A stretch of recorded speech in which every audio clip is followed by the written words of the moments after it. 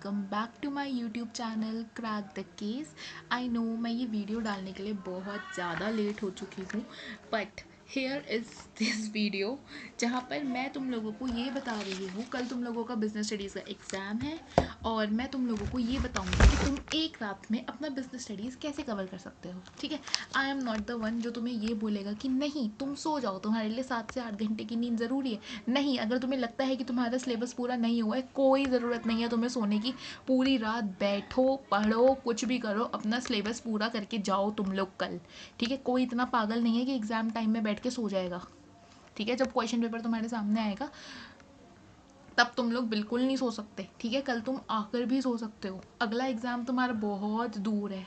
ठीक है, तो तुम्हें लगता है तुम्हारा सिलेबस पूरा है, अच्छे से तुमने केस स्टडीज़ कर ली है, कंसेप्ट रिवाइज कर लिए हैं और तुम लोगों ने एमसीक्यूज़ कर लिए हैं, तो ही तुम लोग सो, वरना तुम लोगों को सोने की कोई ज़रूरत नहीं है। क्योंकि कल का पेपर और आगे आने वाला जो भी पेपर है, तुम लोगों के पास बहुत बहुत टाइम है यार प्रिपेयर करने के लिए। आगे आने वाला जो भी पेपर है, तुम्हें लगता है कि तुम्हारी तैयारी नहीं हुई तो प्लीज़ मत सो पेपर से एक दिन पहले। ठीक है, पेपर में अपनी पूरी जान लगा दो।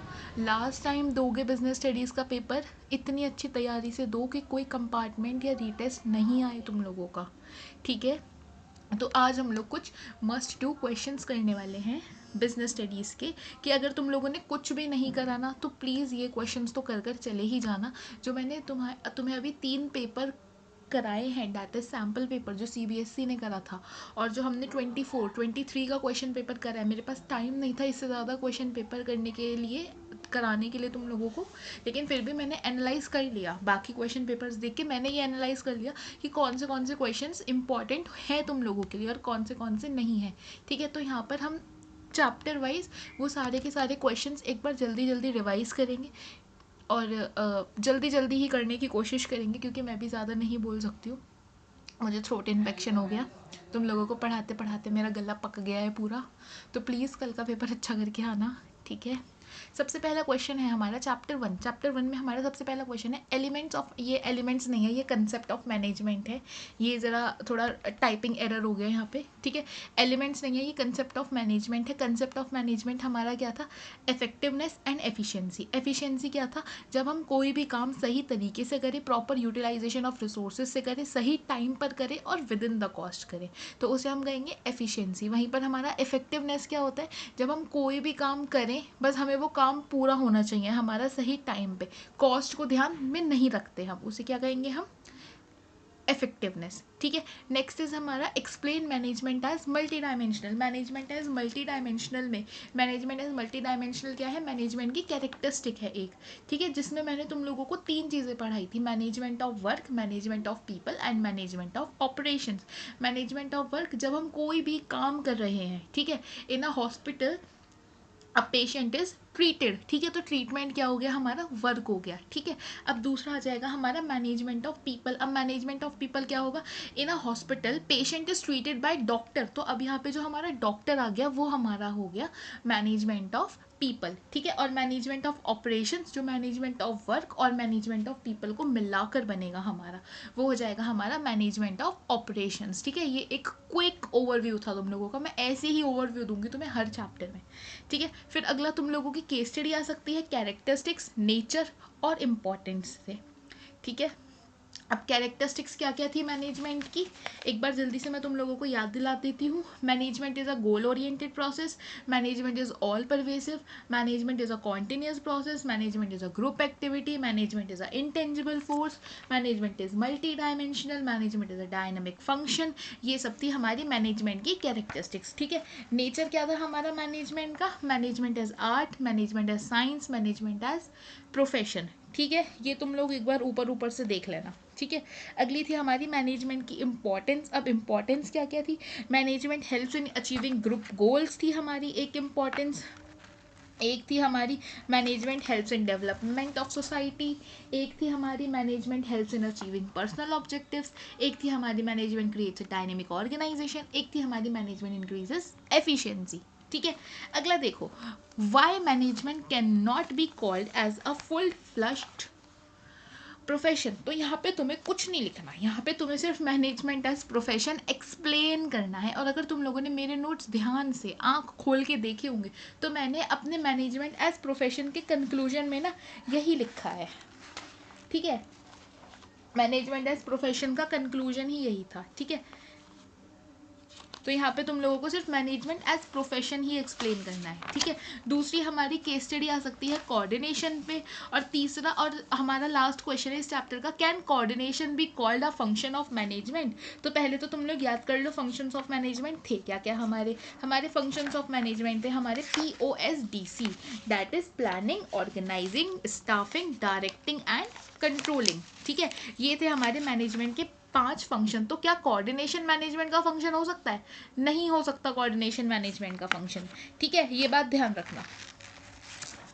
अगले चैप्टर पर आओ, चैप्टर 2, ये क्या है हमारा चैप्टर 2 में है identifying principle from case study. Case study दे देगा वो तुम लोगों को और बोलेगा कि ये एक्सप्लेन करो similarity between principles and their violations too, ठीक है। अब वो यहाँ पे क्या पूछ रहा है हमसे, उसकी एडवांटेजेस और डिसएडवांटेजेस, ठीक है। तो हम ये भी लिख देंगे। तीसरा वो हमसे पूछ रहा है इंपॉर्टेंट प्रिंसिपल्स। ये हमारे इंपॉर्टेंट प्रिंसिपल्स हैं। पहला है हमारा unity of command, unity of command, unity of direction और ऑर्डर। यूनिटी ऑफ कमांड में क्या था,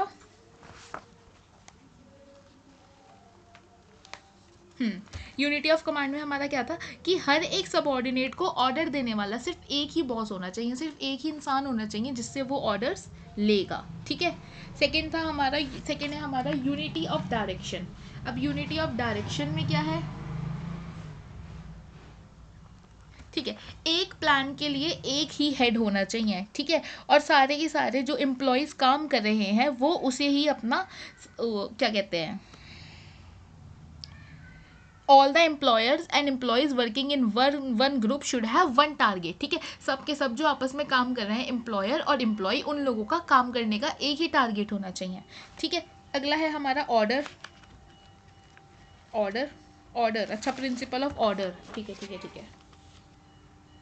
अच्छा हाँ, ऑर्डर का मतलब क्या था हमारा, right person should be given right task, ठीक है। जिस इंसान को तुम्हें सही लगता है कि हाँ ये अकाउंटिंग में अच्छा है तो उसे अकाउंट्स का डिपार्टमेंट देना, या फिर अगर ये मार्केटिंग में अच्छा है तो उसे मार्केटिंग डिपार्टमेंट देना, ठीक है। अगला है क्वेश्चन फ्रॉम एनी इम्पॉर्टेंस और nature of principle of management, ये हम कर लेंगे। टेक्निक ऑफ साइंटिफिक मैनेजमेंट, अब ये देखो तुमसे ना वो क्वेश्चन केस स्टडी के फॉर्म में नहीं पूछेगा, इस चैप्टर में बहुत कम चांसेस है केस स्टडी के फॉर्म में आने में, तुमसे वो ऐसे ही पूछ लेगा। Explain unity of command, explain unity of direction, वो तुमसे ऐसे पूछ लेगा इसमें क्वेश्चन, ठीक है। या फिर साइंटिफिक प्रिंसिपल का पूछ लेगा वो तुमसे, साइंटिफिक प्रिंसिपल में क्या क्या था भाई बता ज़रा, ऐसे पूछ लेगा वो तुमसे, ठीक है। अब वो अगला पूछ रहा है हमसे, क्या था ये, technique of scientific management.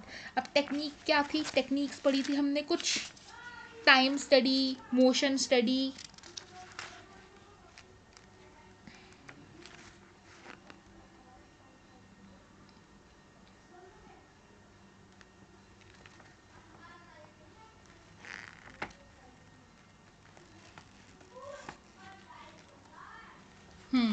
Techniques पढ़ी थी हमने कुछ अलग अलग डिपार्टमेंट्स के अंदर में, फंक्शनल, उसके क्या कहते हैं अंडर प्रोडक्शन डिपार्टमेंट में बांट दिया था उसने दो जगहों पे लोगों को, वही पूछ रहा है वो, टेक्निक्स ही पूछ रहा है हमसे, जहाँ पे उसने वर्कर्स को 2 डिपार्टमेंट में बांट दिया था, प्लानिंग डिपार्टमेंट और प्रोडक्शन डिपार्टमेंट। प्लानिंग डिपार्टमेंट में क्या क्या बना दिया था उसने लोगों को, instruction clerk, root clerk, time and cost clerk, disciplinary, और प्रोडक्शन डिपार्टमेंट में बांट दिया था उसने लोगों को speed boss, gang boss, repair boss, inspectors, ठीक है। ऐसे तो उसने अपने वर्कर्स को बांट दिया था अलग अलग काम में, ठीक है।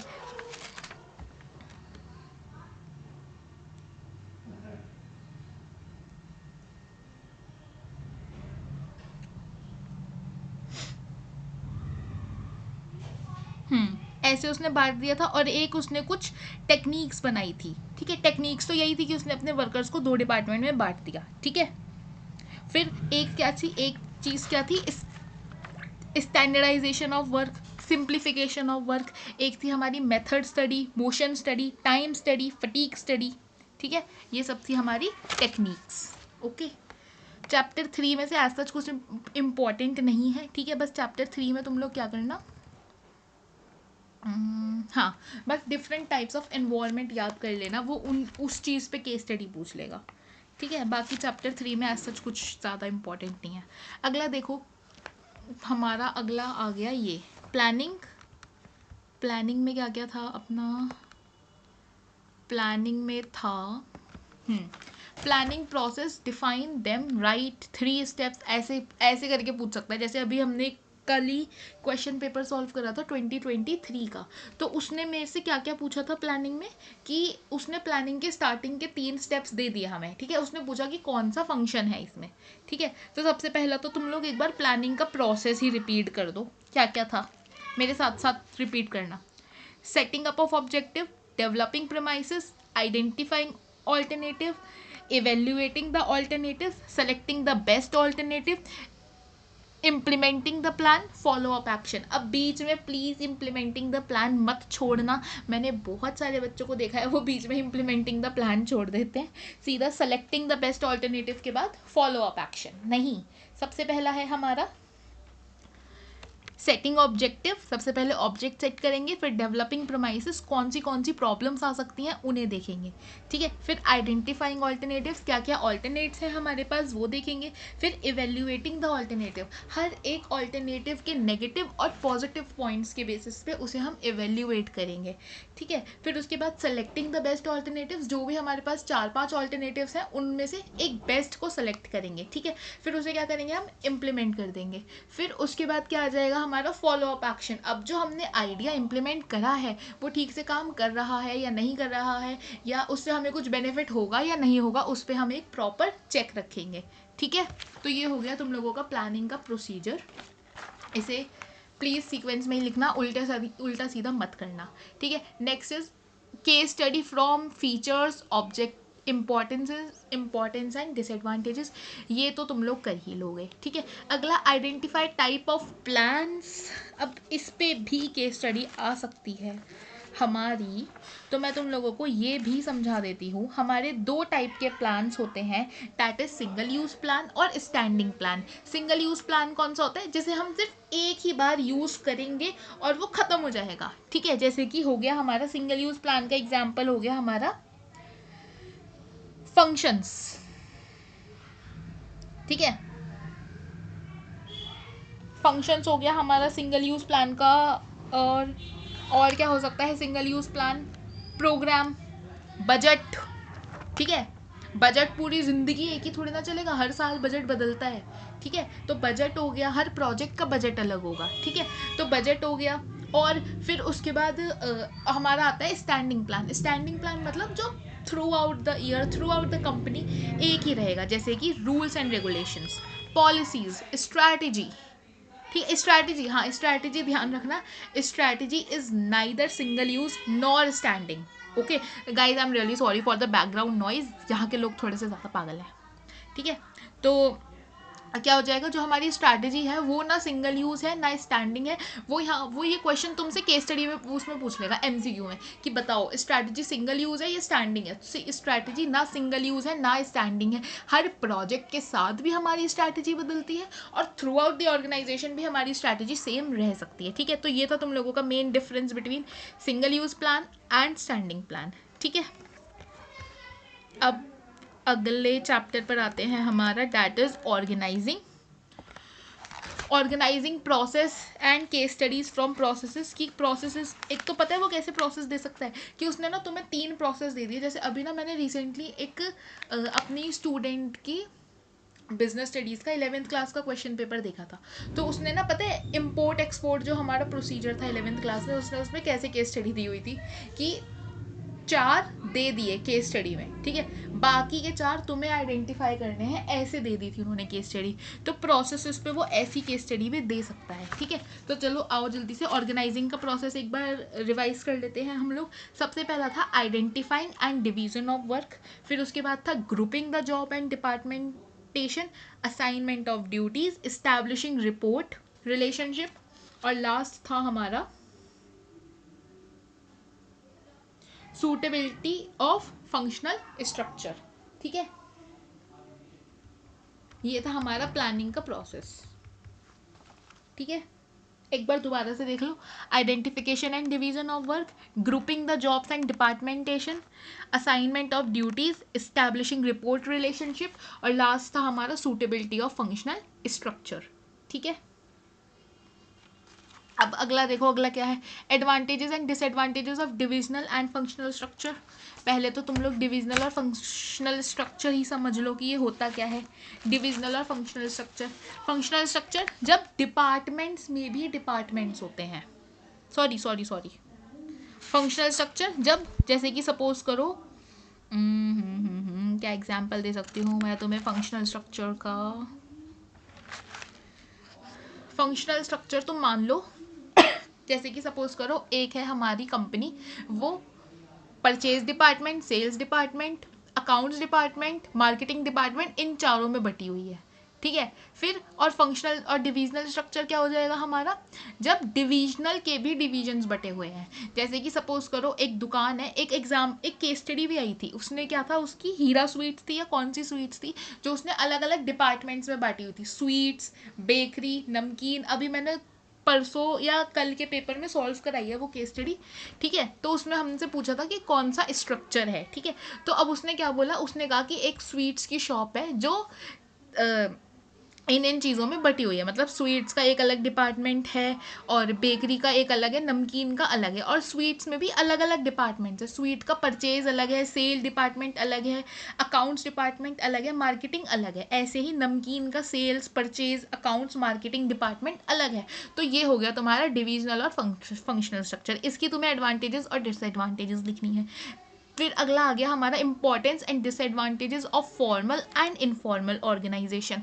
अब ये क्या होती है अपनी फॉर्मल और इनफॉर्मल ऑर्गेनाइजेशन, क्या होती है ये सब ना, मैं तुम लोगों को क्लास में बहुत अच्छे से और बहुत प्यार से करा चुकी हूँ। इनफॉर्मल कौन सी हो गई, those organisation which does not have any formal sorry informal doesn't have any formalities, where को जहाँ पे कोई फॉर्मेलिटीज, कोई रूल्स एंड रेगुलेशंस नहीं होते, वो हमारी हो गई इनफॉर्मल ऑर्गेनाइजेशन। जैसे कि एक चिट चैट का ग्रुप बन गया हमारा ऑफिस में, वो हो गई इनफॉर्मल ऑर्गेनाइजेशन। और फॉर्मल ऑर्गेनाइजेशन जहाँ पे प्रॉपर रूल्स रेगुलेशंस चैनल्स के थ्रू सब कुछ होता है, वो हो गई हमारी फॉर्मल ऑर्गेनाइजेशन, ठीक है। देखो फोर्थ क्वेश्चन क्या है हमारा, organising structure, types, how it forms, how to decide which structure is suitable for you, ये तुम लोग कर ही लोगे, ठीक है। अगला देखो difference between delegation and decentralisation. Delegation मतलब अथॉरिटी अपने हाथ में रखनी, ठीक है, और डिसेंट्रलाइजेशन मतलब अथॉरिटी बांट देनी अलग अलग डिपार्टमेंट्स में, ठीक है। ठीक है, डेलीगेशन में थोड़ी सी कम फ्रीडम होती है और डिसेंट्रलाइजेशन में पूरी फ्रीडम होती है, ठीक है। डेलीगेशन का लिमिटेड स्कोप है और डिसेंट्रलाइजेशन का वाइडर स्कोप है, क्योंकि तुम डिपार्टमेंट्स में पावर बांट दोगे, ठीक है। मेन पर्पस है डेलीगेशन का to reduce the work load of the manager, ठीक है। और डिसेंट्रलाइजेशन का मेन पर्पस है to increase the role of subordinates, okay. अगला देखो एलिमेंट्स ऑफ डेलीगेशन, ये तुम बता ही दोगे। Explain decentralisation and centralisation and its important. Centralisation क्या होता है, जब सारी की सारी पावर जो होती है वो टॉप लेवल के हाथ में होती है, तो उसे हम कहते हैं सेंट्रलाइजेशन। और जब सारी की सारी पावर्स डिस्ट्रीब्यूट हो जाती हैं, ठीक है, जैसे कि सीईओज ने पावर कुछ टॉप लेवल को दे दी, कुछ मिडिल लेवल को दे दी, कुछ लोअर लेवल को दे दी, कुछ वर्कर्स को दे दी, तो ये क्या हो गया हमारा डिसेंट्रलाइजेशन, ठीक है ना। अब नेक्स्ट टॉपिक है हमारा स्टाफिंग। स्टाफिंग में वो सबसे पहले पूछ रहा है हमसे staffing and selection process.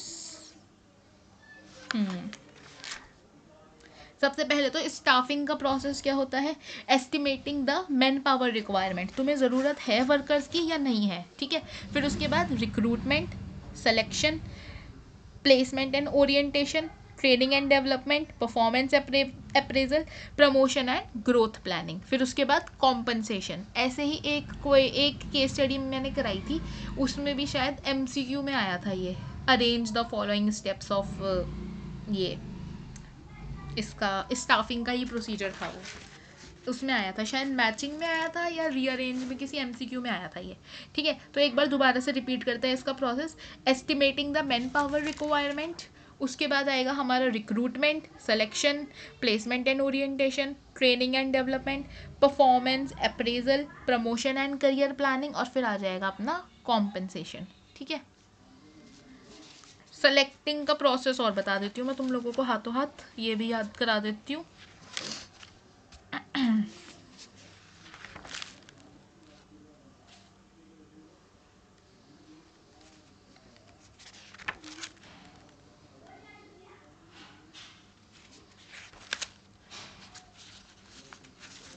Preliminary scanning, ठीक है। सबसे पहले तो वो यही डिसाइड करेगा कि हाँ ये इंसान है, इसके लिए सही है मेरे काम के लिए या नहीं है, उसको हम बोलेंगे प्रीलिमिनरी स्कैनिंग।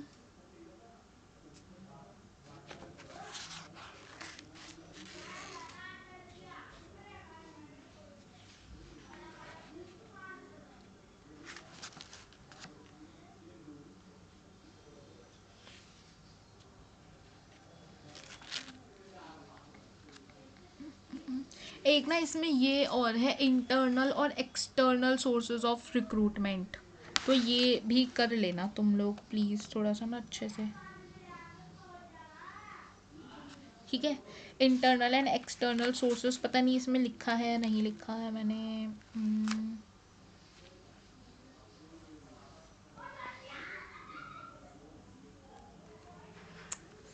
लिखा है नहीं लिखा है, इंटरनल एंड एक्सटर्नल सोर्स नहीं लिखा, ये कर लेना। हाँ ये लिखा है, सेकंड ये तो है ये, हाँ ठीक है ठीक है ठीक है। हाँ मुझे क्या बताना था तुम लोगों को, सेलेक्टिंग का प्रोसेस। हाँ सबसे पहला तो आ गया हमारा प्रीलिमिनरी स्कैनिंग, फिर आ गया सिलेक्शन टेस्ट, फिर आ गया एम्प्लॉय इंटरव्यू, फिर आ गया reference and background test, selection decision, medical examination, job offer, contract of employment, ठीक है। सबसे पहला आ गया अपना preliminary scanning, selection test, employ interview, reference and background check, selection decision, medical examination, job offer, contract of employment, ठीक है। अगला आ गया अपना external and internal sources. External क्या हो गया, जब हम बाहर से एम्प्लॉयज़ को उठाएंगे, और इंटरनल क्या हो गया, जब एक ही एम्प्लॉय को एक डिपार्टमेंट से उठा के दूसरे डिपार्टमेंट में डाल देंगे। तो इसे तुम कर लेना अच्छे से, ठीक है।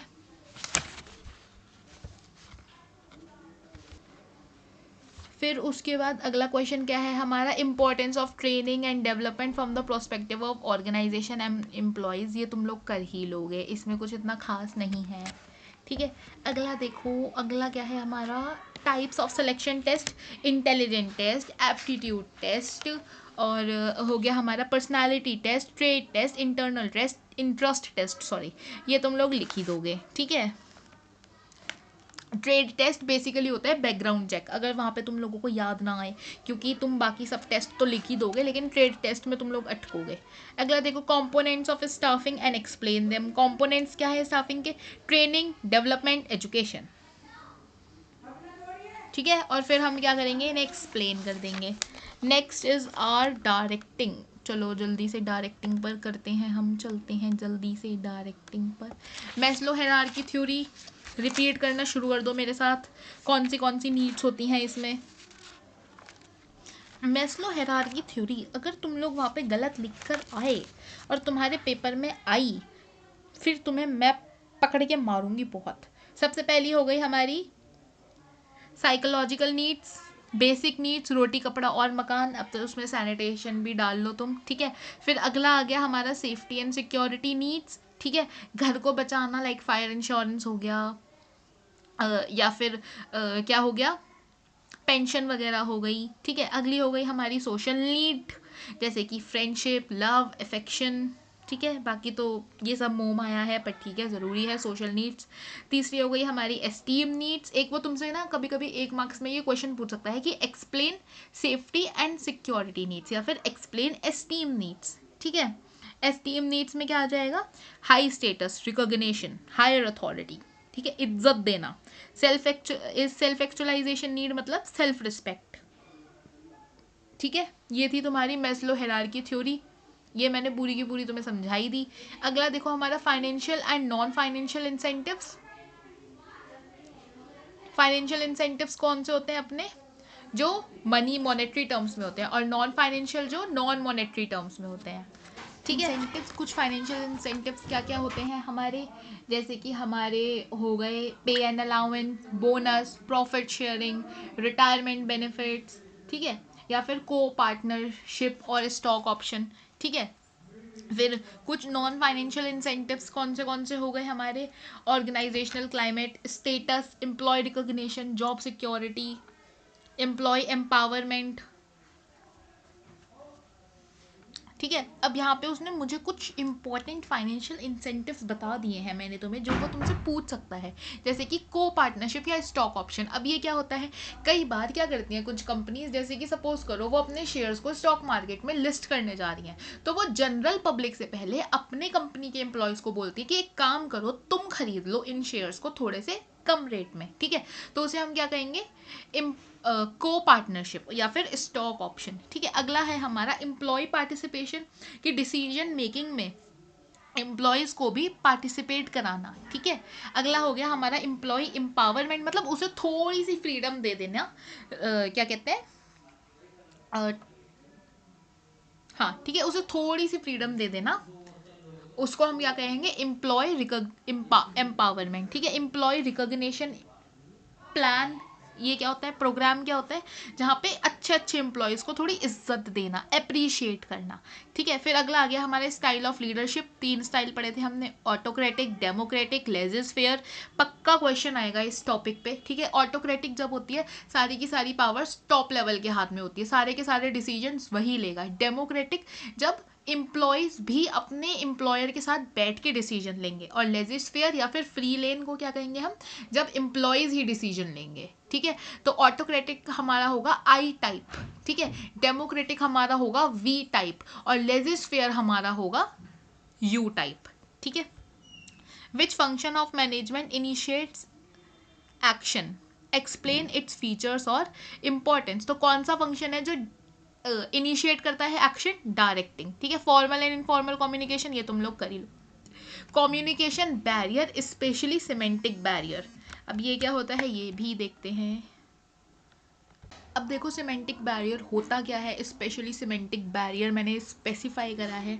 तो देखो सिमेंटिक बैरियर क्या होता है, हाँ, जब हम ना क्या कहते हैं गलत वर्ड्स यूज़ कर लेते हैं, या फिर मैसेज में फुल स्टॉप लगाना भूल गए, कॉमा लगाना भूल गए, तो उसे हम क्या कहेंगे? Semantic barrier. ठीक है, जिसमें क्या क्या होता है? Badly expressed message, symbol with different meanings. ठीक है, जैसे कि सपोज करो कभी कभी हम सार्केज्म में उल्टे सीधे इमोजीज नहीं लगा देते, वो भी सिमेंटिक बैरियर ही है। ठीक है, फॉल्टी ट्रांसलेशंस। ठीक है, या फिर टेक्निकल जॉर्गन। टेक्निकल जॉर्गन मतलब जब हमारे हमसे जो ऊपर वाले लोग हैं वो थोड़े से ज़्यादा high tech hi fi English use कर लेते हैं, तो उसे हम टेक्निकल जॉर्गन कहते हैं। ठीक है, फिर और हमारे कौन से बैरियर होते हैं? Psychological barrier. ठीक है, कि एक मैंने केस स्टडी भी कराई थी, साइकोलॉजिकल बैरियर का एक पार्ट था प्री मैच्योर इवोल्यूशन, जिसमें उस लड़की को लगता है कि उसकी टीचर तो हमेशा उसकी बुराई ही करती रहती है। तो इस बार जब वो उस बच्ची की टीचर उसे अप्रिशिएट करने वाली थी, तो वो पहले ही क्लास छोड़ के चली गई थी। तो ये भी कौन सा हो गया? ये हमारा साइकोलॉजिकल बैरियर हो गया। साइकोलॉजिकल में कौन सा? Pre mature barrier. ठीक है, दूसरा लैक ऑफ अटेंशन हो गया, डिस्ट्रैक्शन हो गया, ऑर्गेनाइजेशनल बैरियर्स हो गए, ऑर्गेनाइजेशन की पॉलिसीज़ में रूल्स और रेगुलेशंस ठीक से समझ में नहीं आए, स्टेटस डिफरेंस हो गया।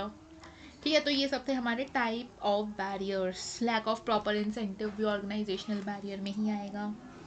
ठीक है, ये थे हमारे बैरियर्स। तो ये था हमारा डायरेक्टिंग। ठीक है, अगला देखो, अगला है अपना controlling, relationship between planning and controlling. ठीक है, ये तो तुम लोग ज़रूरी कर लेना, ठीक है। जिसमें हमारे कुछ कुछ थे, पहला नेचर एंड कंसेप्ट, ठीक है। दूसरा था हमारा planning and controlling are interdependent and interlinked, ठीक है। फिर था हमारा planning and controlling both are backward and forward looking, ठीक है। फिर एक था हमारा planning is thinking whereas controlling is checking, ठीक है। अगला है हमारा कंट्रोलिंग प्रोसेस। अब कंट्रोलिंग का प्रोसेस क्या था हमारा, बेचारा छोटा सा प्रोसेस था हमारा कंट्रोलिंग का। सेटिंग परफॉर्मेंस स्टैंडर्ड्स में दो थे हमारे, क्वांटिटेटिव एंड क्वालिटेटिव। फिर था हमारा measurement of actual performance, comparison of actual performance with standards, analysing deviation. Analysing deviation में हमारे दो थे, कंट्रोल बाय एक्सेप्शन और कंट्रोल बाय कंट्रोल, ठीक है। फिर था हमारा टेकिंग करेक्टिव एक्शंस, ठीक है। एक बार रिपीट कर लो, setting performance standards, measurement of actual performance, comparison of actual performance with standards, analysing deviation and taking corrective actions, ठीक है। फिर था हमारा management by exception and critical point of control.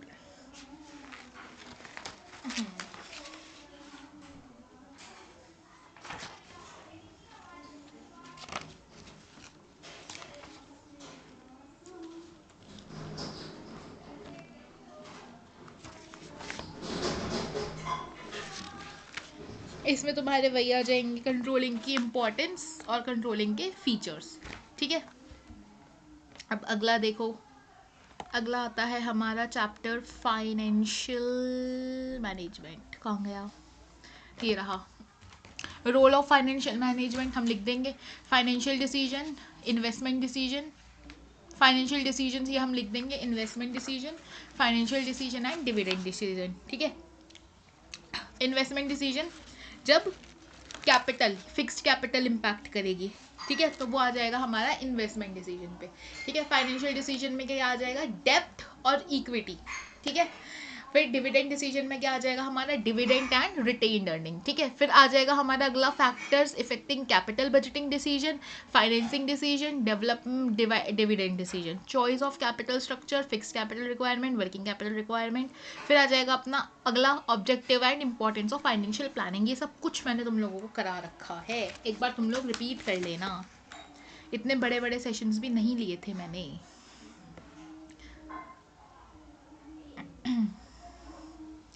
अगला देखो, अगला है अपना फाइनेंशियल मार्केट। सबसे पहले था अपना हमारा capital market and money market.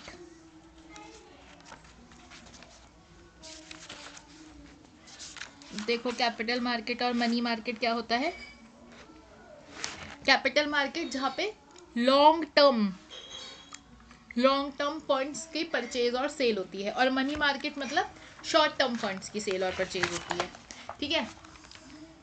Capital market में क्या आ जाएगा, stock exchange, development bank, financial institution, foreign investors. और उसमें क्या आ जाएगा मनी मार्केट में, RBI, commercial bank, LIC short term के लिए, ठीक है। ये मार्केट, कैपिटल मार्केट डील करता है शेयर्स, डिवेंचर्स, बॉन्ड्स, और मनी मार्केट डील करता है treasury bill, commercial paper, call money, certificate of deposit, ठीक है। कैपिटल मार्केट ज़्यादा रिस्की रहता है, मनी मार्केट कम रिस्की रहता है, ठीक है। फिर अगला देखो, कंपोनेंट्स ऑफ कैपिटल मार्केट पूछ रहा है ये हमसे। कैपिटल मार्केट में क्या आ जाएगा, प्राइमरी मार्केट और सेकेंडरी मार्केट, ठीक है। प्राइमरी मार्केट जब कोई भी कंपनी अपने पहली बार शेयर्स इशू करेगी तो वो आ जाएगा हमारा प्राइमरी मार्केट में, ठीक है। और सेकेंडरी मार्केट में जब एग्जिस्टिंग कंपनी जो एक बार ऑलरेडी अपने शेयर इशू कर चुके हैं, जब वो दोबारा इशू करेगी शेयर्स, तो वो क्या आ जाएगा हमारा सेकेंडरी मार्केट में, ठीक है। प्राइमरी मार्केट में क्या आ जाएगा, मेथड आ जाएगा हमारा offer through prospectus, offer for sale, private placement, right issue, IPOs, ठीक है। फिर आ जाएगा हमारा सेकेंडरी मार्केट।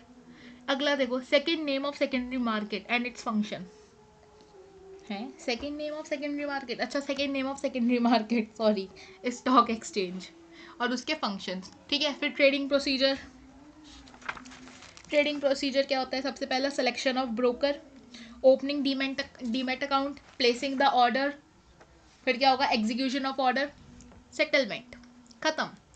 दोबारा से देखो, selection of broker, opening demat account, placing the order, execution of order, settlement, खत्म। सेबी एंड इट्स ऑब्जेक्टिव्स लिख देंगे हम, ठीक है। एक बात ध्यान रखना, सेबी सेटअप हुआ था 1988 में, लेकिन उसे लीगल एग्जिस्टेंस जो मिली थी वो 1992 में मिली थी। गलत मत कर आना, ठीक है। सेबी के functions, regulatory function, protective function, departmental function, ठीक है। और सेबी कैसे काम करता है? एज अ वॉच डॉग, ठीक है। अब अगले चैप्टर पर आ जाओ, जो कि है हमारा मार्केटिंग। नहीं, बार बार ऊपर क्यों भाग जाता है यार? रुको यार ज़रा एक मिनट तुम लोग प्लीज़। हाँ, ये था हमारा मार्केटिंग मैनेजमेंट, ठीक है। मार्केटिंग मैनेजमेंट फिलोसफीज क्या क्या थी हमारी? मार्केटिंग मैनेजमेंट तो आसान चैप्टर है यार, उतना बड़ा चैप्टर नहीं है, मतलब बड़ा तो है लेकिन ठीक है। Factors affecting price determination, brand name, brand mark, trademark, कल एक MCQ करा था हमने ब्रांड मार्क पे। Elements of marketing mix, product mix, promotion mix, price mix, elements of promotion mix, advertising, personal selling, public relations, और एक और था क्या था? Public relation, personal selling, advertising, sales promotion, ठीक है। ये सब है, ये सब तो तुम लोग कर ही लोगे, मैं क्या बिना मतलब में सेशन बढ़ाऊँ, इसमें तो कुछ भी नहीं है।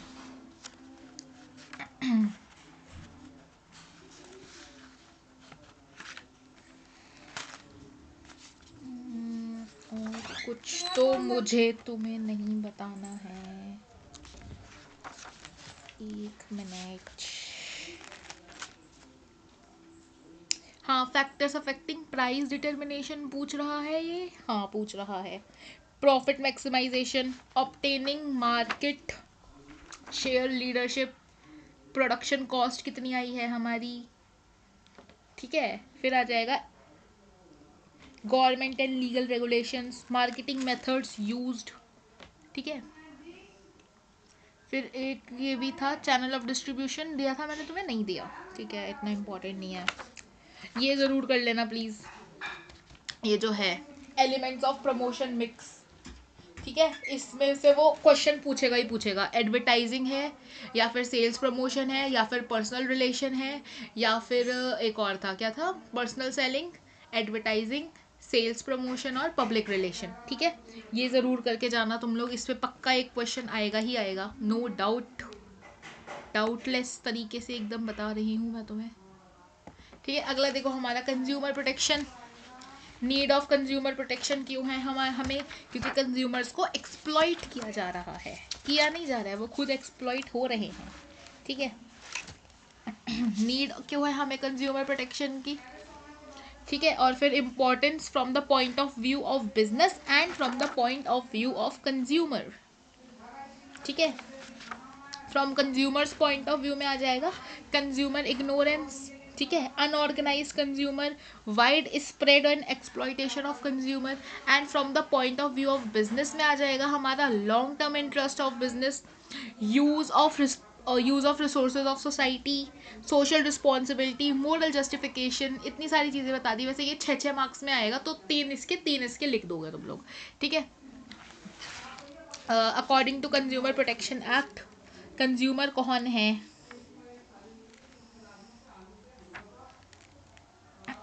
ये हम लोग लिख ही देंगे। कंज्यूमर की राइट्स एंड रिस्पॉन्सिबिलिटीज, सबसे पहला है right to safety, right to be informed, right to choose, right to be heard, right to seek redressal, right to consumer education, ठीक है। फिर 3 टियर कौन सा आ गया हमारा? डिस्ट्रिक्ट, स्टेट और नेशनल। डिस्ट्रिक्ट में कहाँ तक की कंप्लेंट्स जा सकती हैं? 20 लाख से 1 करोड़ तक की, ठीक है। अगर तुम डिस्ट्रिक्ट के डिसीजन से सेटिस्फाई नहीं हो तो फिर तुम लोग with in 30 days state commission के पास जाओगे। स्टेट कमीशन में कहाँ से कहाँ तक की कंप्लेंट जा सकती है? 1 करोड़ से 10 करोड़ तक की। एक ना एक केस स्टडी पक्का आएगी ही इस टॉपिक पे, लिख कर ले लो, ठीक है। फिर उसके बाद नेशनल, अगर तुम स्टेट वाले से सेटिस्फाई नहीं हो तो नेशनल वाले में जा सकते हो विद इन 30 डेज, ठीक है। नेशनल वाले में कहाँ की कंप्लेंट्स आएंगी?